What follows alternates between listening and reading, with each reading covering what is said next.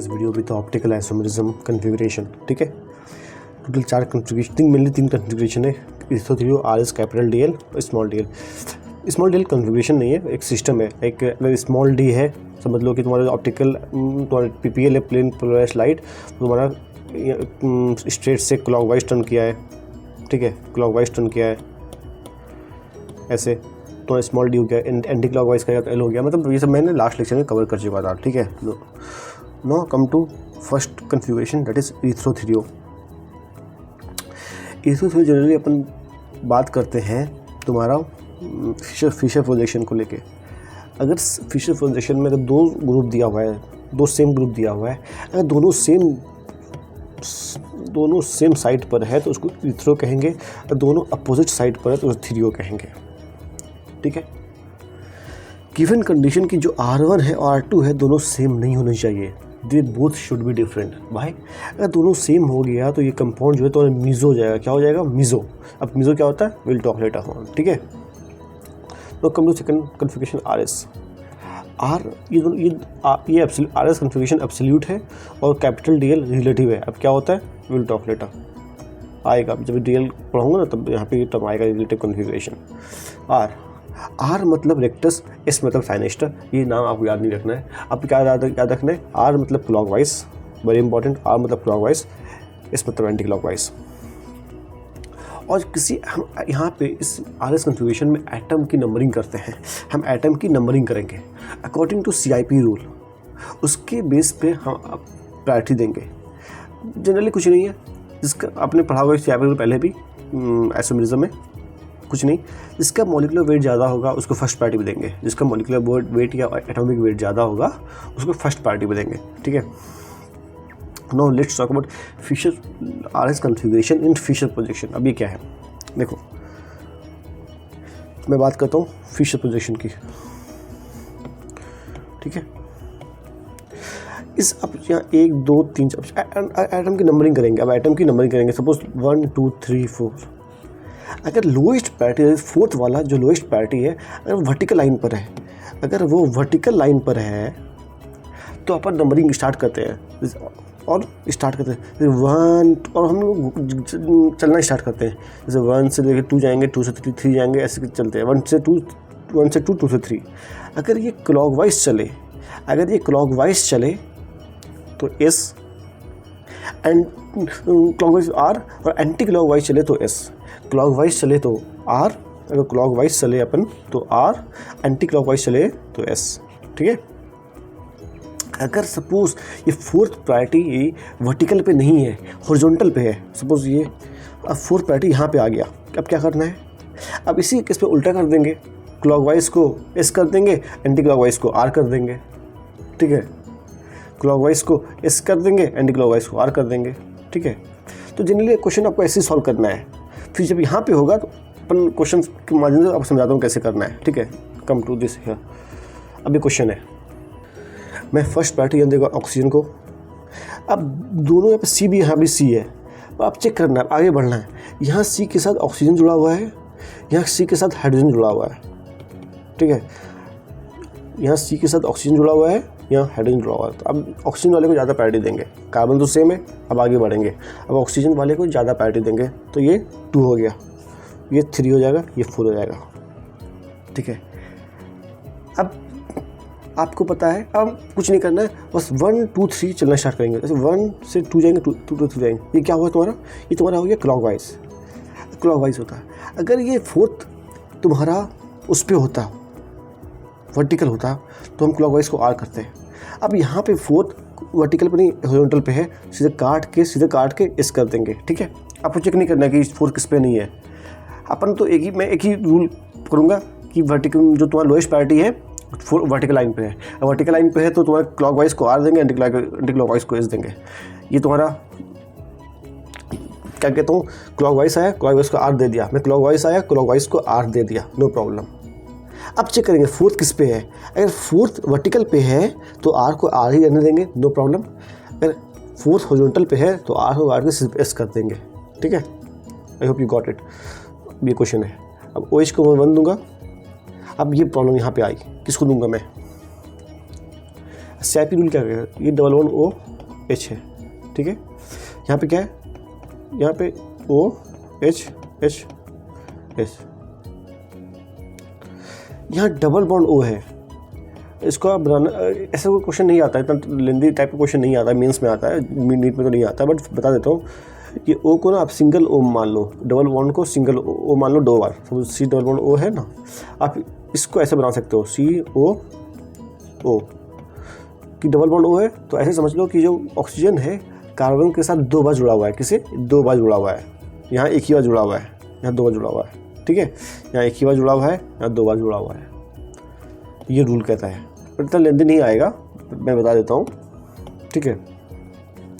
NEET में इतना लेंदी नहीं आता, सिंपल क्वेश्चन आता है, कन्फिग्रेशन से आएगा। तो ये तुम्हारा 2 होगा, this will be 3, this will be 4, ठीक है। अब मैं चलूँगा 1 2 3 4 चलूँगा, 1 से 2 गया, 2 से 3 आया। अब ये एंटी क्लॉकवाइज है, मैं इसको S लिख दूँगा। अब देखो फोर्थ जो है वो किस पे है, अगर ये हॉरिजॉन्टल वर्टिकल पे है तो S को AC रहने दूँगा, अगर ये हॉरिजॉन्टल पे है तो मैं इसको काट कर R कर दूँगा, तो इसका आंसर R हो गया, ठीक है। Now come to this question, इसमें 2 कार्बन है। अब ये अलग कार्बन है, ये अलग कार्बन है, ये अलग कार्बन है, ये अलग है, तो दोनों को अलग अलग सॉल्व करना है, दोनों को अलग अलग सॉल्व करना है। यहाँ तो चलो भाई एक ही था, यहाँ पे भी एक ही था, नो प्रॉब्लम, बट यहाँ पे 2 है, 2 को अलग अलग सॉल्व करूँगा। अब पहले इसकी बात करता हूँ, ये कार्बन है, इस Cl है 1 नंबर। अब ये भी कार्बन है और इससे जुड़ा हुआ ये भी कार्बन है।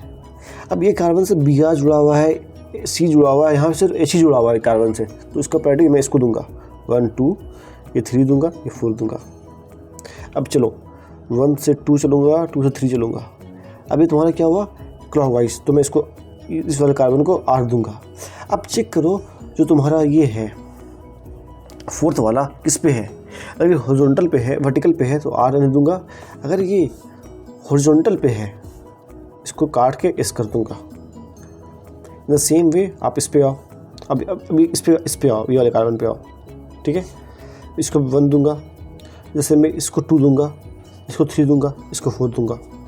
1 से 2 चलूँगा, 1 से 2 चला, फिर 3 आया। इस केस में ये एंटी क्लॉकवाइज है, इसको मैं S दूंगा। अब देखो जो तुम्हारा ये है जो तुम्हारा फोर्थ वाला है, किस पे है, अगर ये वर्टिकल पे है तो इसको S रहने दो, अगर ये हॉरिजॉन्टल पे है तो ये तुमको S को काट के R कर दो।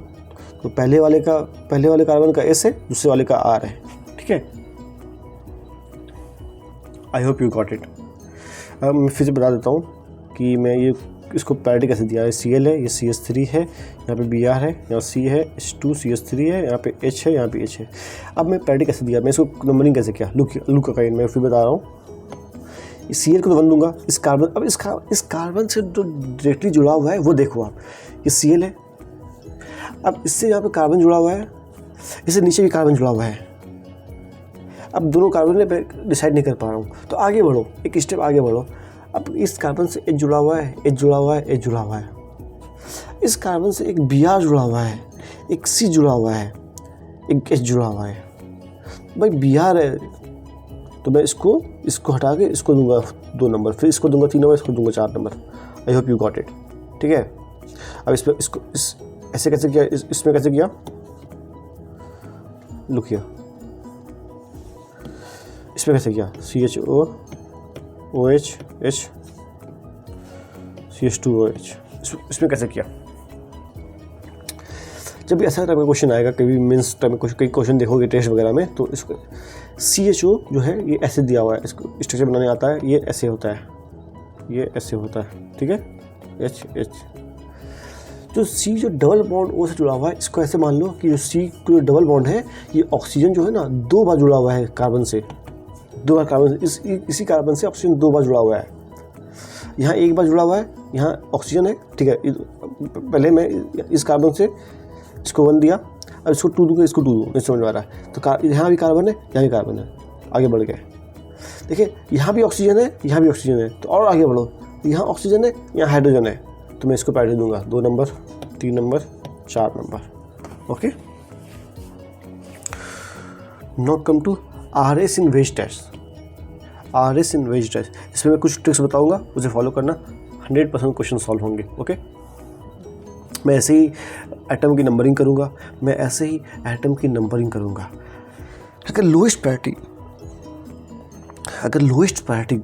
एटम डैश पे है, मतलब प्लेन पेपर के प्लेन के बैक साइड मतलब डैश में है, तो अपन सिंपली करेंगे 1 2 3। अगर क्लॉक वाइज हुआ तो R लिखेंगे, एंटी क्लॉक वाइज हुआ तो S लिखेंगे। वहाँ पे क्या था, 1 2 3। अगर वर्टिकल लोएस्ट वर्टिकल पे है तो क्लॉक वाइज में R लिखेंगे, यहाँ वर्टिकल की जगह पे डैश हो गया। ठीक है, अगर ऐसा नहीं है, हाँ अगर ऐसा नहीं है तो क्या करना है, लुक क्या करना है। अगर लोएस्ट प्रायोरिटी ग्रुप अगर तुम्हारा डैश के अलावा किसी और लाइन में है तो उसको डैश से एक्सचेंज कर लो और जो उसका आंसर आएगा उसको रिवर्स कर दो। क्या बोला, लुकिए कुछ नहीं, देखो मैं इसको कैसे समझाऊं, लुकिए वेट,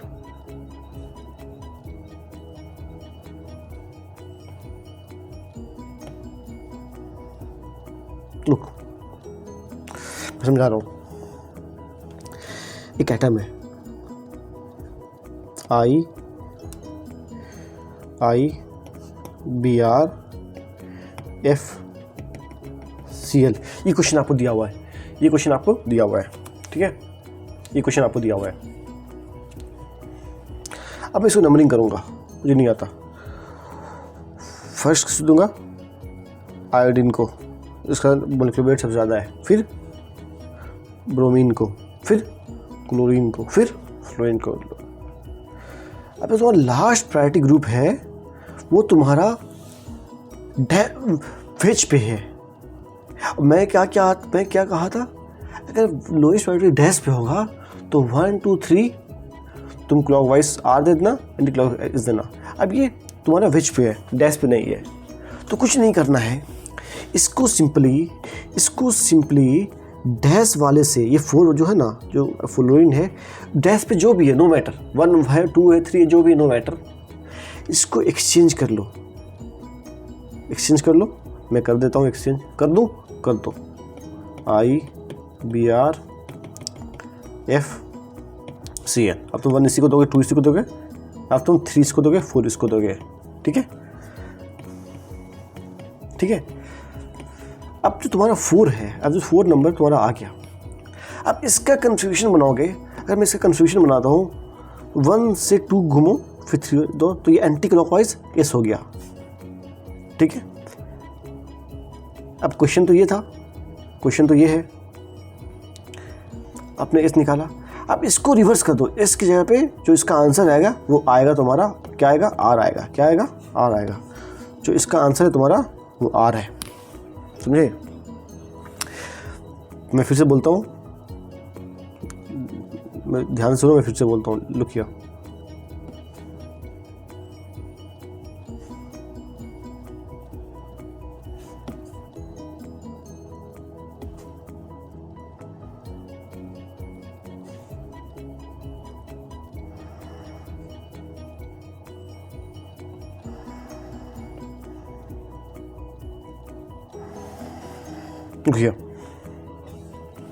ये क्वेश्चन है, क्वेश्चन क्या है, ये क्वेश्चन तुम्हारा, ठीक है, ये वाला क्वेश्चन है तुम्हारा, ये क्वेश्चन है 1 2 3 4 नंबर अदर देन वेज पे है, वेज के अलावा किसी और पे है, और जो भी वेज पर है उसे रिप्लेस कर दो।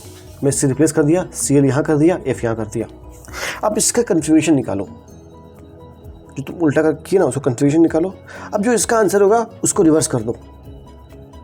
ठीक है, if lowest priority present on the other than dash line, then it is exchanged with the dash group and reverse the configuration. ठीक है, अब कुछ क्वेश्चन करते हैं तो क्लियर होगा। सपोज ये आपको क्वेश्चन दिया हुआ है, क्या दिया हुआ है, ये क्वेश्चन है आपका, अरे यार ये क्वेश्चन है आपका। ठीक है, अगर देखा जाए तो यहाँ पे तुम्हारा जो मैं सबसे पहले 1 ऑक्सीजन को दूंगा, फिर 2 COH को, फिर CH3 को, फिर 4 को इसको, ठीक है। यहाँ कार्बन सेम हो गया, फिर मैं आगे बढ़ूंगा, यहाँ ऑक्सीजन है, यहाँ H है, तो मैं इसको 2 दूंगा, फिर इसको 3 4। अब देखो 4 जो है डैश पे नहीं है, मुझे नहीं पता भाई। कोई बच्चे ऐसे करते हैं कि आप उसको रोटेट करो, फिर इसको 4 पे लो, उसको फिर डैश पे लाओ। मैंने इससे नहीं करता, लीव इट डैश पे। जो भी डैश पे है उस जो 4 नंबर आ गया, अब जो भी डैश पे है, जो भी तुम्हारा डैश पे है उससे एक्सचेंज कर दो। तो मैं जो है डैश से एक्सचेंज कर दिया, पहले ये था। अब H को CH3 से रिप्लेस कर दो, मैं रिप्लेस कर दिया, तो 1 2, अब ये 4 यहाँ पे डैश पे आ गया 3। अब इसका निकालो तुम कन्फिग्रेशन, तो इसका तुम निकालोगे तो S आएगा, तो इसका क्या होगा फिर, इसको रिवर्स कर दो R, तो आंसर तुम्हारा क्या आया R। अब इतना थोड़ी ना बनाना कि 2 बार, थोड़ी एग्जाम में 2 बार थोड़ी ना बनाऊंगा, एक ही बार बनाऊंगा। देखो लुक हियर, एक क्वेश्चन मैं दोबारा लेता हूँ, ठीक है। H है, ये COH है, ये CH3 है, ये OH है। अगर मैं इसका नंबरिंग करूँ तो 1 2 3 4, ठीक है। कुछ नहीं, अब दिमाग में सॉल्व करो। मुझे इसको डैश से रिप्लेस करना है, तो मैं इसको काटूंगा, यहाँ 2 लिखूंगा, यहाँ 3 लिखूंगा, यहाँ 4 लिखूंगा, सॉरी यहाँ 4 लिखूंगा, रिप्लेस कर दिया। सपोज यहाँ पे H आ गया, मतलब यहाँ पे तुम्हारा H आ गया, अरे यार COH, सपोज यहाँ पे तुम्हारा H आ गया, यहाँ पे COH आ गया, यहाँ 2 नंबर, यहाँ 4 नंबर। अब इसका कन्फिग्रेशन निकालो, इसका निकालोगे तो 1 2 यहाँ है, 1 2 3, तो इसका तुम्हारा एंटी क्लॉकवाइज है, S आएगा। अब इसको रिवर्स कर दो, आंसर तुम्हारा R हो जाएगा। ये तुम्हारा आंसर है, आंसर तुम्हारा R हो जाएगा। बात समझ नहीं आया, रिपीट मोड में देखो भाई, इंपॉर्टेंट है। अगर आपको इसके अलावा कोई और आपके पास ऑप्शन है तो you can go through that only, ठीक है। मैं इसलिए बताया कि चलो भाई जिसको नहीं आता है वो देख ले, वरना आप इसे रोटेट करके चेक करते हो, no problem, well and good. या आप इसको इवन एक्सचेंज करते हो, इवन एक्सचेंज से कन्फिग्रेशन चेंज नहीं होता, आगे आएगा, जैसे यहाँ पे आएगा इवन और ऑड एक्सचेंज। इवन एक्सचेंज करते हो तब भी तुम्हारा उससे भी करो, नो प्रॉब्लम, जिससे आपको ईजी लगे आप उससे करो। मैटर करता है मार्क्स तुम्हारा, ठीक है, मेथड मैटर नहीं करता। अब कुछ पॉइंट है, इंपॉर्टेंट पॉइंट, ठीक है। कम गया, सपोज ये फिशर है, तो फिशर को ही सपोज ये फिशर है, क्या है तुम्हारा, ये तुम्हारा फिशर है, प्रोजेक्शन है। इसको तुम ऑन द प्लेन ही एकदम उठाना बिल्कुल भी नहीं है भाई, तुम उठाना बिल्कुल भी नहीं है, इसको प्लेन में ही अगर ऐसे तुम मोड़ दिए 180, तो उस फिशर का तुम्हारा जो भी कन्फिग्रेशन होगा वो चेंज नहीं होगा। ये लिखा, if Fischer is rotated by 180 degree in plane of the paper then configuration remains same. मतलब देखो, नहीं मानते हो मैं करके दिखाता हूँ, कोई बात नहीं। 1 है, ये 2 है, ये 3 है, ये 4 है। 1 2 3 जाओगे, तुम्हारा एंटी क्लॉकवाइज है, S होगा। अब R तुम्हारा उस पे है, R तुम्हारा हॉरिजॉन्टल पे है, तो काट के R कर दो। तुम्हारा 4 नंबर जो है वो हॉरिजॉन्टल पे है, तो R कर दो। अब इसका निकालो, 1 2 3 4, 1 से 2 जाओगे, एंटी क्लॉकवाइज है तो इसका भी R ही हो, एंटी क्लॉकवाइज है तो S होगा। अब 4 नंबर तुम्हारा वर्टिकल है, हॉरिजॉन्टल है, तो इसको काट के R कर दो, ठीक है। हाँ, अगर किसी चीज़ में अगर तुम ऑड एक्सचेंज करते हो, अगर कोई ग्रुप को तुम एक्सचेंज करते हो, सब हाँ A B, इसको तुम एक्सचेंज करते हो, यहाँ B लाते हो, यहाँ A लाते हो, एक्सचेंज, इसको एक्सचेंज करना हुआ। अगर तुम ऑड नंबर करते, ऑड टाइम करते हो कि 1 बार किए, 3 बार किए, 5 बार किए, तब जाके तुम्हारा कन्फिग्रेशन बदल जाता है। तो तुम्हारा उस ये जो कायल कार्बन है ना, इसके अराउंड जो कन्फिग्रेशन होगा वो बदल जाएगा, रिवर्स बदल जाएगा, ठीक है। अरे यार क्या हो रहा है, रिवर्स। अगर तुम इवन एक्सचेंज करते हो कि दो बार एक्सचेंज किया, तूने 4 बार एक्सचेंज किया, तूने 6 बार किया, तो configuration will remain same. Odd exchange किए तो कन्फिग्रेशन चेंजेस, इवन एक्सचेंज किए तो कन्फिग्रेशन रिमेन सेम। क्या बोलना चाह रहा हूँ, लुकिया, ये क्वेश्चन है F। अगर मैं इसको दूंगा, आप इसको सॉल्व करोगे तो S आएगा, ठीक है। अगर मैं F और BR क्वेश्चन में करके दिखाता हूँ, लुकिया, फर्स्ट इसको फिर 2 3 4, 1 से 2 जाऊँगा, 1 से 2 जाऊँगा, ऐसे गया, ठीक है। ये तो एंटी क्लॉकवाइज है, इस लिख लो। अब देखो 4 नंबर किस पे है, अगर 4 नंबर तुम्हारा हॉरिजॉन्टल पे ही है तो उसको AC रहने दो, ऐसा है। तुम इसको एक बार एक्सचेंज कर दो, एक बार इसको कहते हैं और एक्सचेंज। BR को यहाँ ले जाओ, F को यहाँ ले जाओ। अगर तुम इसको करोगे, देखिए 1 किसको दोगे तुम, 1 2 3 4। अगर मैं 1 से 2 जाऊँगा, 2 से 3 जाऊँगा। अब भाई 1 से 2 इधर नहीं जाना, बीच में 3 नहीं आना चाहिए। 1 से 2 जाऊँगा तब 3 जाऊँगा, ठीक है। तो यहाँ पे तुम्हारा क्या है, ये तुम्हारा एंटी क्लॉकवाइज है, S लिख लो। अब देखो 4 नंबर का तुम्हारा हॉरिजॉन्टल पर है तो इसको काट कर S कर दो, ठीक है, R कर दो। S हुआ, R हुआ, पहले तुम्हारा S था, अब तुम्हारा R हुआ, ऑड किए।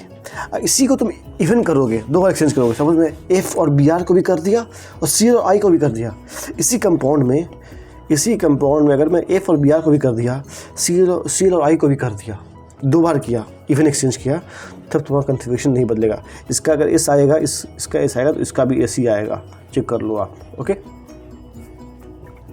अब कुछ टर्म्स आते हैं और यहाँ पे बच्चे बहुत कंफ्यूज होते हैं। कैसे?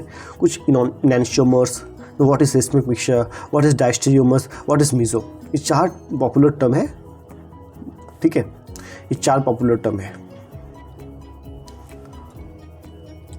I think I will cover it in next video, कुछ इंपॉर्टेंट टर्म्स वगैरह, ठीक है, इनैंशियोमर ये सब।